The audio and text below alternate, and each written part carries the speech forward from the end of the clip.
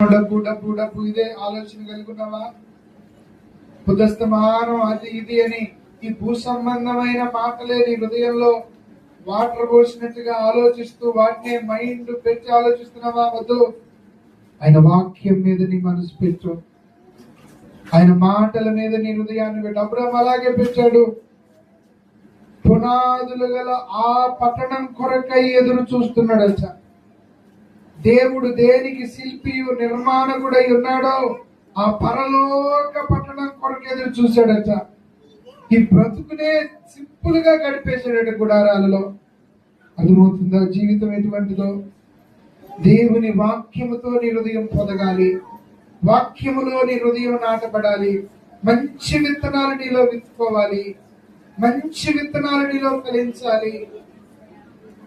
చెడ్డ విత్తనాలు విత్తుకున్న వ్యక్తులు కూడా ఉన్నారు, కానీ సమయం లేక నేను చెప్పట్లేదు.